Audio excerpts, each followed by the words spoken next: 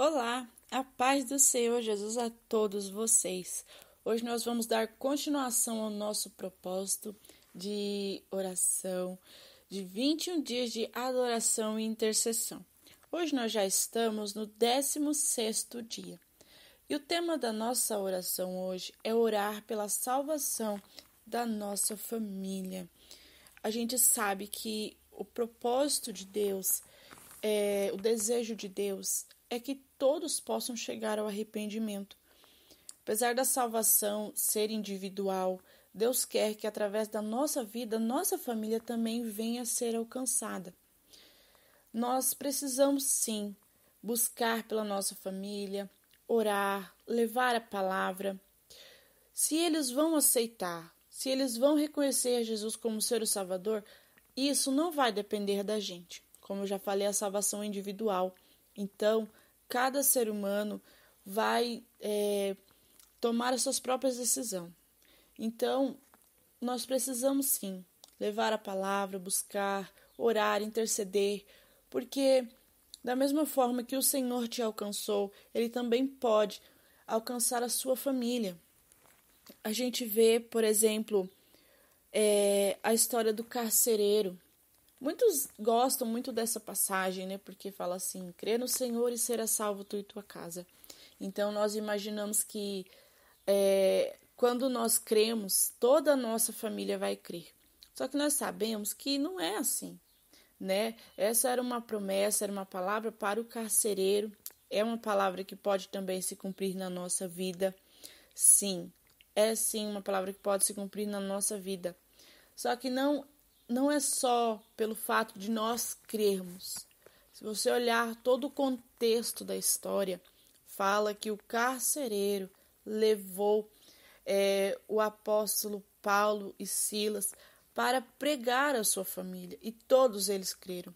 Não foi só por causa da fé do carcereiro, não foi só porque o carcereiro creu, mas ele creu, e porque ele creu, ele levou a palavra para sua família.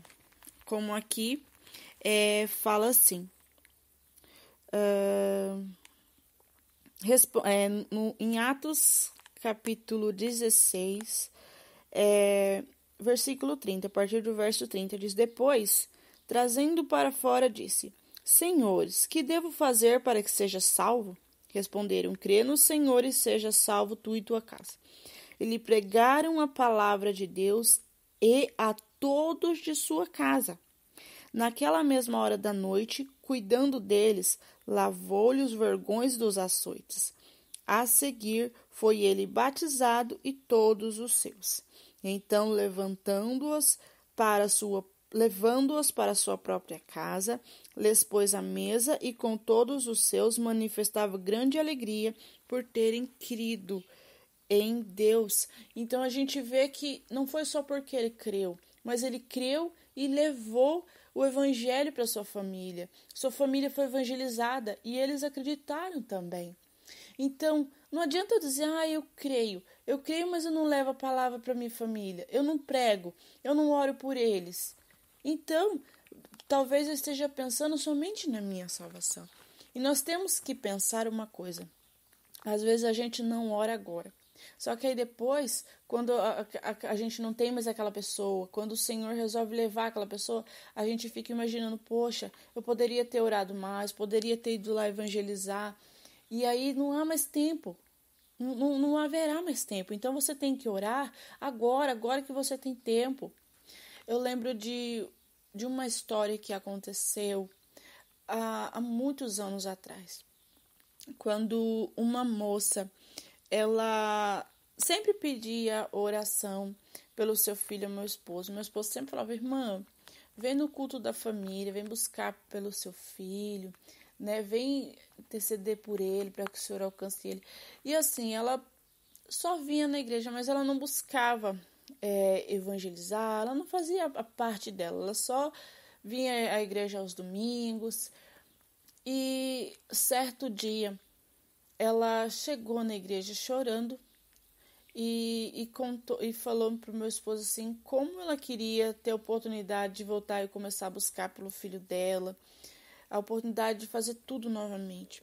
O filho dela, ele estava se envolvido com pessoas erradas. E ele, junto com os outros amigos, né, participando, foram fazer um assalto numa lanchonete. E nessa lanchonete tinha um delegado. Acho que era um delegado aposentado. E ele reagiu ao assalto. E o filho dela acabou sendo atingido e morreu. Então ela não tinha mais tempo para ela evangelizar o filho dela. Ela não tinha mais tempo para falar de Jesus, para orar por ele, não adiantava mais nada. E ela dizia que ela sentia muita tristeza, porque enquanto ele estava vivo, ao invés de ela fazer o que fosse possível, ela não fez. Sabe? Então a gente tem que aproveitar o tempo que nós temos, sabe? Para de alguma forma. É claro que a gente não vai tentar forçar a nossa família a crer, obrigar eles a crerem, né? Ser aquela pessoa chata dentro de casa que ou você aceita Jesus ou você vai para o inferno. Não é assim, né? Não é por força e nem por violência que a gente vai convencer ninguém a aceitar Jesus. Mas nós temos que fazer a nossa parte. Pedir ao Senhor oportunidade. Senhor, me dá uma oportunidade de pregar o evangelho para minha família, para minha mãe, para os meus pais, para os meus filhos, para o meu esposo. Me ajuda a dar um bom testemunho, a ser luz, fazer diferença aqui dentro da minha casa. Quando Deus, sempre que que ia acontecer alguma coisa, assim como no dilúvio, por exemplo, sempre que ia acontecer algo, ele sempre se preocupava com a família. Quando ele falou assim que queria ter o dilúvio, ele se preocupou não só de poupar a vida de Noé, mas de poupar também a família de Noé. Quando ele ia destruir Sodoma e Gomorra, ele salvou a vida de Ló e das suas filhas e da sua esposa. Apesar que a mulher de Ló, ela exemplifica bem essa situação que eu estou citando. Muitas vezes você prega o evangelho para um familiar e ele não aceita, né? Ou às vezes ele até acha legal, vai para a igreja com você, mas ele não se entrega de verdade.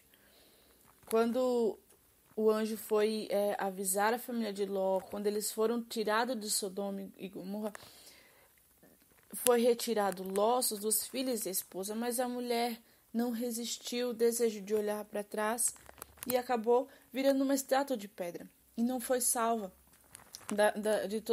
daquela destruição. Então, nós temos que olhar, muitas vezes, nós vamos sim pregar o evangelho para nossa família e ela não vai aceitar, ela não vai querer. E isso não depende de nós. A nossa parte é evangelizar e orar, mas a parte de aceitar e de salvar é entre a pessoa e Deus. É a questão da pessoa se arrepender dos seus maus caminhos, dela se entregar, dela querer aquilo para a vida dela. Na família do carcereiro, eles quiseram aquilo, eles reconheceram, eles desejaram. Na família de Ló, a esposa de Ló, ela se importou mais em olhar com o que estava perdendo. A gente vê também a família de Cornélio, quando Deus envia Pedro até a família de Cornélio. A família de Cornélio conhece a palavra juntamente com Cornélio. Eles recebem o Espírito Santo, eles se arrependem e eles se voltam para o Senhor após serem evangelizados.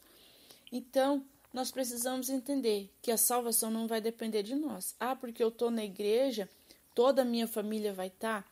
Olha, seria maravilhoso se fosse assim. Mas a gente sabe que não é. Não é fácil uma pessoa querer se arrepender dos seus maus caminhos. Muitas vezes o desejo por andar numa vida pecaminosa, andar seguindo os seus desejos é muito mais forte do que o desejo de seguir ao Senhor. Eu mesmo já vi meu esposo conta exemplos de familiares que foram evangelizados durante sua vida e nem mesmo no leito de morte quis aceitar Jesus. Ele sempre conta a história de uma parente dele que ela mesmo no leito de morte, mesmo sendo evangelizada ali, ela disse que ela não queria Jesus, que se ela tinha nascido no mal, então que ela morreria no mal. E ela não quis, sabe? Passados uns dias ela morreu. Então, a gente vê casos de pessoas que têm o coração tão duro que elas não querem aquilo. Mas nós temos que fazer a nossa parte. Nós temos que fazer a nossa parte, porque nós ouvimos a palavra de Deus, ide pelo mundo e pregai o evangelho a toda criatura.